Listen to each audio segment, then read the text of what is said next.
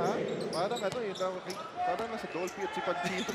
Kasi English tapos Filipino tapos Pero si hindi na. Dolphin Spantito Oh, nagkakaintindihan. translate eh, no? Ito, nalito ko eh.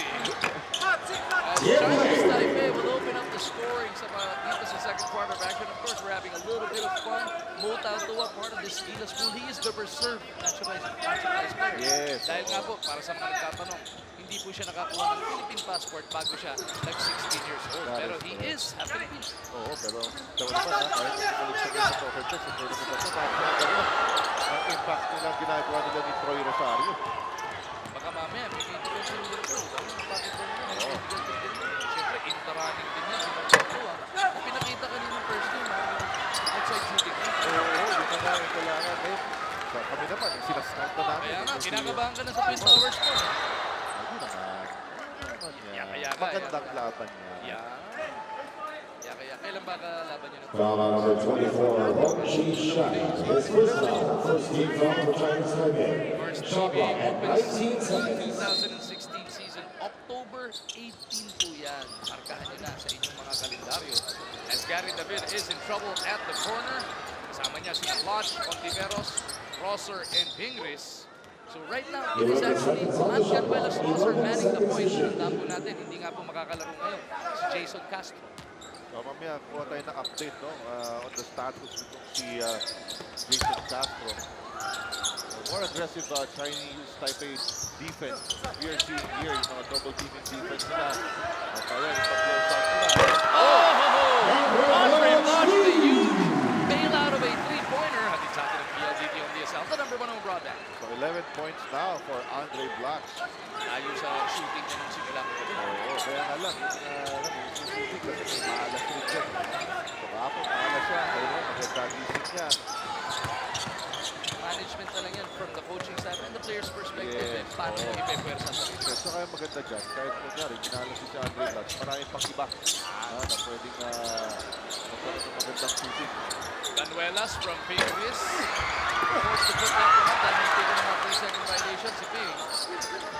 Ping over to Blush. Back to Ping. The Pinoy sa Bugagi hits from within. Pero maganda dito ginagawa ng Gilas Pilipinas. They're really finding the gaps of that defense and attacking the gaps of the defense. Unlike last night, no, Pedro Contento sila swinging the ball from left to right. Foul Wala on talaga number 1, Andre Black. His first Master foul Guapo for muna first to atin sa inyo ng team Master foul. Face Club. Sikreto na mga guwapo. Hindi kaya nailan din dun sa size ng New Zealand team. Yun, oo. Okay, pero, you know, Shot clock at 16 seconds. paano pagdating ng China, nabalita natin, napakalalaki talaga ng mga players sila. Paano pagdating ng Iran? Alam naman natin si Haddadi rin nandun. Si Terence Rowe yung nakawalang pakialam sa mga height eh. Oo. May saying yata itong si Terence sa buhay. The bigger they are, the better the highlight. Yan. Davis from the outside with peace. Wala pa rin si Deep Chicken. Oo. Kanina nakita natin todo sa pag-warm up, sa pag-stretching, and sabi ng trainer, palalaroin daw sa araw na ito. Hindi tayo pinapasok. One sit up from deep. Sa atin ang PLDT on DSL, the number one on broadband. Chinese And that Taipei. will force Chinese Taipei into a timeout. 18 na ang abante ng Gilas.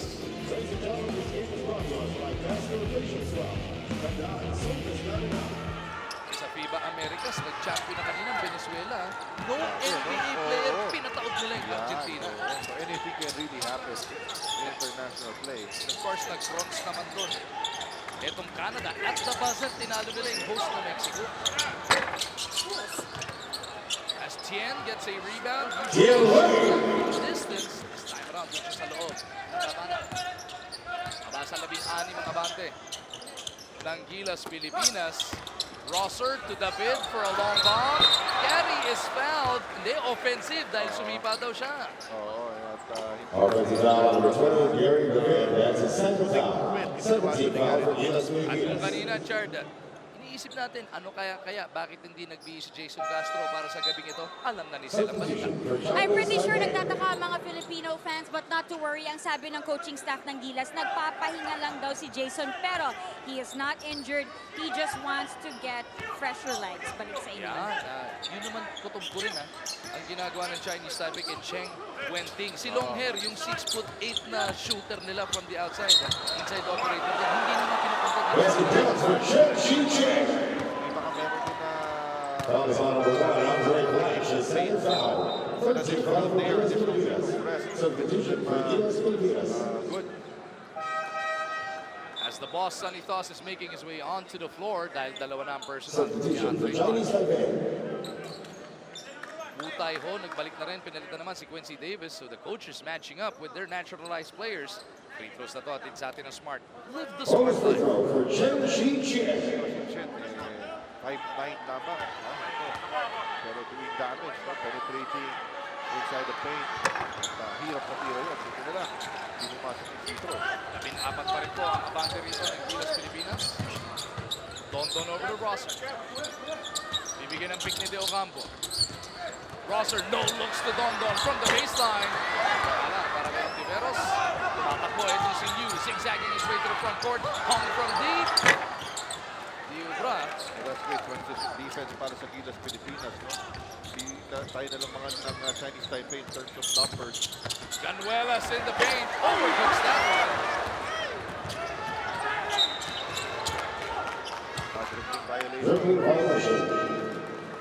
Substitution for Gilas Gives Pilipinas. Terence Romeo a chance to check back into this contest. Pinalitan niya muna si Rosser. Pati yung pagbalasang yan, dahil pagdating ng FIBA Asia, yung first round, araw-araw, pagdating ng second round, ganun din naman, araw-araw. And kahit doon sa playoffs, yung quarterfinals is October 1, semis is October 2, and finals is October 2. So yung depth, binabanggit mo na yan, yung bench depth. Yes, and you know, in the first tournament, anything can happen. Any of your major players, you know, and of course, God willing, walang ma-injure dito sa ating mga players. Pero, you know, Nakulog ka naman. kaya nga. Pero yun na nga, anything can really happen. So that everybody really needs to be prepared to answer the call. Chen from the outside. Couldn't send it home. Okay, para sa board. Inabangan ni Liu. Basang-basa niya yun. Babalik kay Liu on the wraparound. He takes the contact. That's the Oh! point for Liu The Chen. circus shot para dito kay Liu Chen. Pati siya natawa Foul number 33, Brandon tira niya, no? Delgado. That's a second foul. 14 foul for Gilas Pilipinas. Substitution for Chinese Taipei. Batang-bata to, 24 years old lamang, ha? Kita mo naman yan, ganda ng fake niya. Bonus free throw for Tagal naman Liu ang Chen. magpapasakit ng ulo to para sa Pilipinas basketball. Oo, 6'4", the future of Chinese Taipei national team. Bonus free throw niya atin sa atin na Smart. Live the Smart life.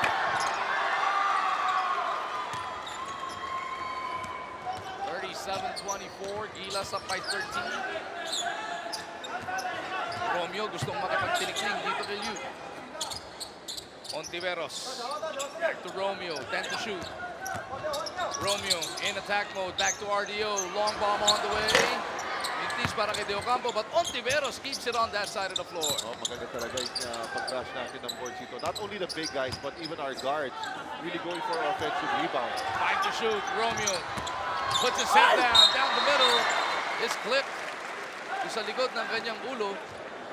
Saktan nyo na lahat. Huwag nyo lang guluhin ang buhok. Yan. Oy, medyo, Foul is on number Grade school ko 49, ba huling Chen nakita yun Xiang. Pag napatukan ka, His second foul. Second team bawi mo, foul. bawi. kasi baka mabobo ka. Oo, babawi mo. Tatatapikin mo yung baba mo Two naman free para throws bumalik. for Terence Dati mo Romeo. tatapkin yung baba mo dati, no?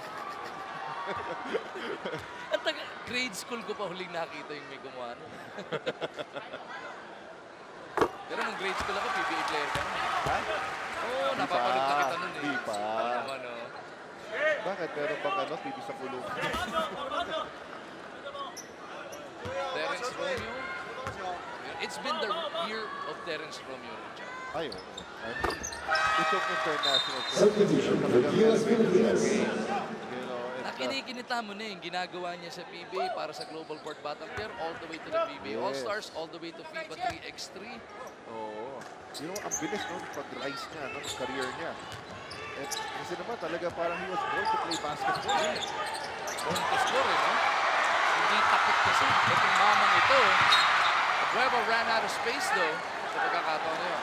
Well, you know, I've heard comments also from the coaching staff na tayo lagi natin pinipraise etong offensive might ni Terence Romeo. Pero binibring yung coaching staff in his defense. Yung coach ng Chinese Taipei, bakit ang bilis mo naman magbigay ng bola sa gilas? Rep, nagkamali lang ng turo. Eh, Yun bakit? naman, Ano ba yung nationality ng rep?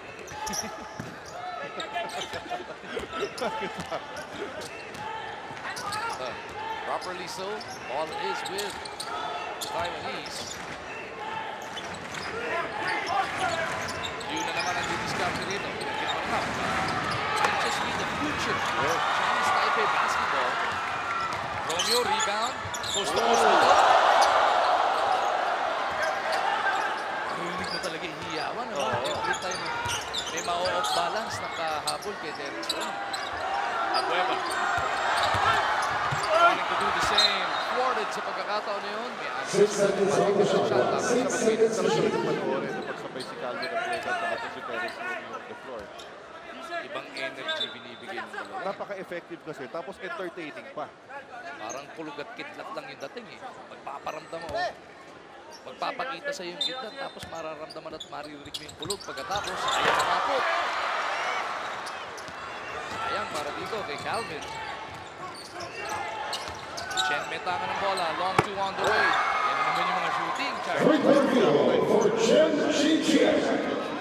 Uy, tres pala yun. Hatid sa inyo yan ang PLDT on DSL, the #1 home broadband. He's taping it. Oh! Terence Romeo keeping his nose in the play.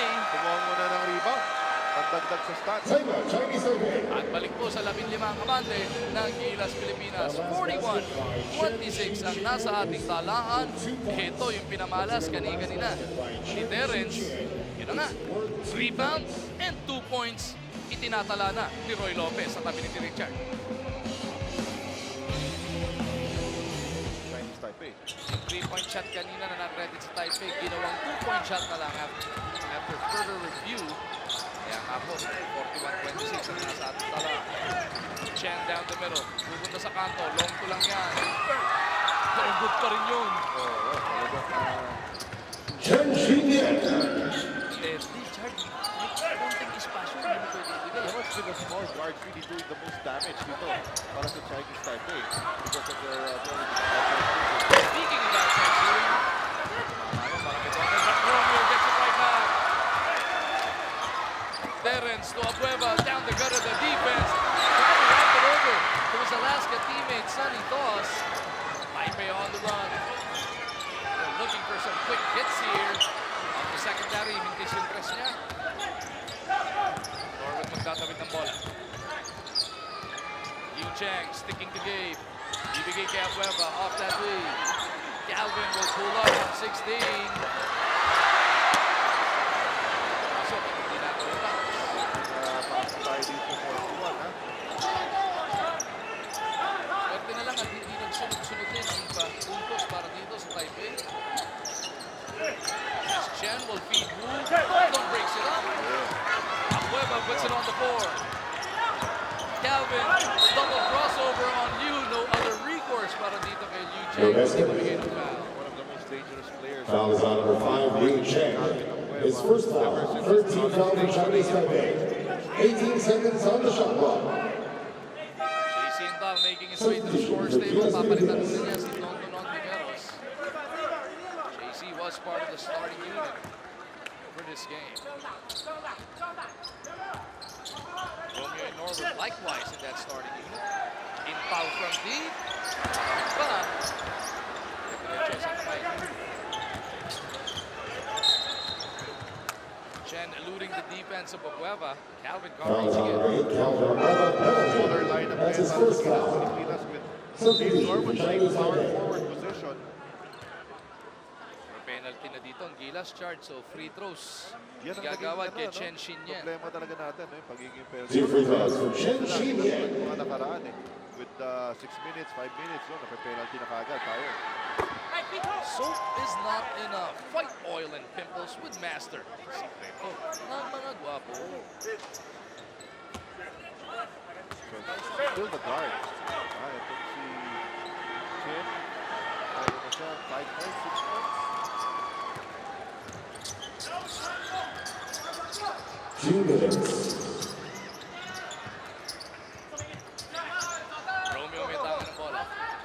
13 na lang ang nabante ng Gilas. Sabi mo nga, Chart, kanina pa tayo nasa 41 puntos.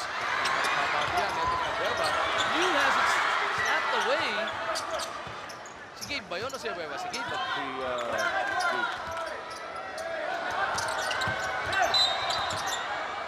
Naiiwan si Wu dito kay Romeo. Papauling ko na lang ito. Foul on number 41, Wu Taihao. His second foul, 4th team foul for Chinese Taipei. 14 seconds to shoot.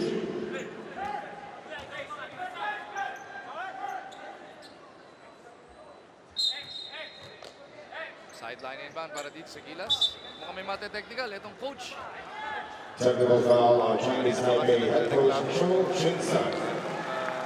Coach ng Chinese Taipei na si Cho Chung-san. Inapero naman siya neto ni Chen Xing. Nareklamo yata siya parang lifting raw eh. Hindi niya Dribling nagugustuhan violation. yung atake ni Terence. Oo.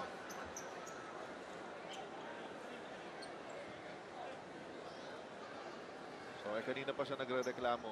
Kanina pati sa ball possession nagreklamo rin siya. Kaya siya na-technical ngayon. So medyo nag-slow down no? Yung pace ng Technical free throw for Terrence Romeo. coaching pace. First quarter. Romeo takes care of that technical free throw. Substitution for Gilas Filipinas. As Aussie is coming back on, papalitan si Abueva. All All line possessions, at Gilas para dito sa Filipinas. Gilas Pilipinas. Finally, gumalaw na i-score natin, Chart. Oo.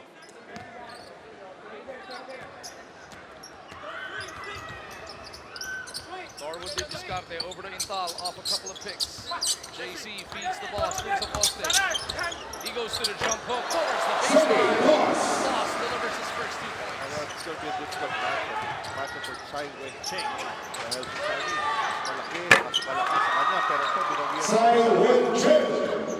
Dinaan naman sa bilis ni Chai. Etong si Foss. Norwood ulit ang didiscarte rito. Coming up on a remaining shot in first half. Halftime break at Sports 360 na naman ang ating makakasama live on TV5. Romeo, Toy sliding, Asi. The walk goes to the fadeaway. Asi Taihao. Dito kay Asi. Great execution of that offensive set para sa Gilas Pilipinas. Really went to the last option and they read the defense very well. Chai to move. Tinutulak ni Asi from behind. Yes, that's right. You cannot extend your forearm. Nagkurutan pa dalawa. Kasi tagal na rin Draws naman out niya a sa Asi national Tailaba team. penalty. Kilala That's his na first rin niya yung foul. mga kalaban niya. Kanina rin si Wu nagbilang 2 free kay throws Asi. for Wu Bago Taihao. mag-break para sa final huddle. Tinuturo ni Wu na huwag daw tatamaan yung ilong niya. Sabi ni Asi, parang ewan ko ba na ina-assist na ni Asi. Ito, makikita natin. Ang cute. Hindi naman yung ilong yung tinamaan niya.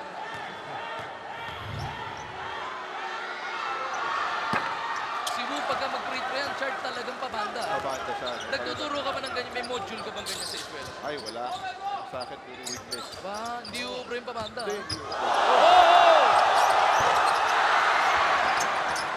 So si Terence, pati tayo pinugulat kahit maya nakikita na natin mga kilos ko. Oh, big finish on the part of Chang Shunxiang. Now, but itong Chinese Taipei making a huge run here in the second quarter. Nabubuhayan na naman sila. We were getting entertained by great individual plays coming from our players. Pero in the process, ito lumalapit na sa Chinese Taipei. Here we go again. Terence down the middle. Hindi lang ina-expect ni Asi yung basa. Yun na nga, sometimes we get carried away by the crowd. Still a 12-point lead para sa Gilas. Last shot time. Diobra para dito kay Chai. At the Let's end of see. the second period. Coach Staff can get everybody refocused para sa third quarter play. 46-34, 12 puntos ang naibaon na kalamangan ng ating sariling Gilas Pilipinas.